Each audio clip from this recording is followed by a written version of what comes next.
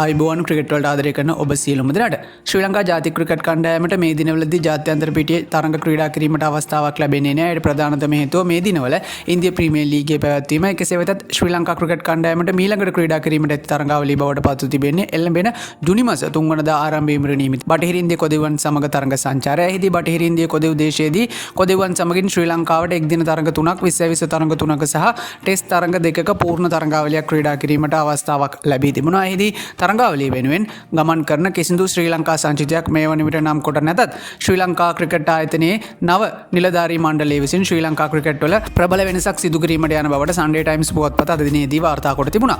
එහිදී සන්ඩේ ටයිම්ස් පුවත්පත වාර්තා කොට තිබුණේ මේ වන විට ටෙස්ට් එක් දින 20 යන ආකෘති 3හි රැඳී සිටින නායකයන් තිදෙනාගෙන් නායකින් දෙදෙනෙකු නිත්‍ය වශයෙන් මෙවත් කිරීමට ශ්‍රී ලංකා ක්‍රිකට් ආයතනය කටයුතු කොට ඇති බවයි. එහිදී එළඹෙන බටහිර ඉන්දිය කොදෙව් සංචාරයේ සිට ශ්‍රී ලංකා එක් දින සහ 20 නායකත්වයේ දරූ චරිත් අසලංග සහ දසුන් ශානක යන ක්‍රීඩකින් දෙදෙනාව ඉන් ඉවත් කොට ඔවුන් දෙදෙනා වෙනුවට ශ්‍රී ලංකා එක් දින සහ 20 ආකෘති දෙකෙහිම නායකයා විදිහට කුසල් මෙන්ඩිස් පත් කිරීමට වැඩි ඉඩකඩක් ඇති බවටයි. එහිදී මීට අමතරව ශ්‍රී ලංකා ටෙස්ට් නායකත්වයේ දිගටම ධනංජය සිල්වාහට ලබා දීමට කටයුතු කරන බවට තමයි සන්ඩේ ටයිම්ස් පුවත්පත වැඩිදුරටත් කරුණු දක්වමින් සඳහන් කොට තිබුණේ. ඉතින් මේ පිළිබඳ ක්‍රිකට් ප්‍රේක්ෂකයන් විදිහට ඔයාලගේ අදහසුත් පහලින් කමෙන්ට් එකක් විදිහට දාගෙන යන්න අමතක කරන්න එපා. ක්‍රිකට් පිටිය අලුත් වුණු සියලුම තොරතුරු එසෙනින් දැනගන්න සබ්ස්ක්‍රයිබ් කරලා දිගටම රැඳිලා ඉන්න අපිත් එක්ක. එහෙනම් හැම කෙනෙකුටම සුබ දවසක්.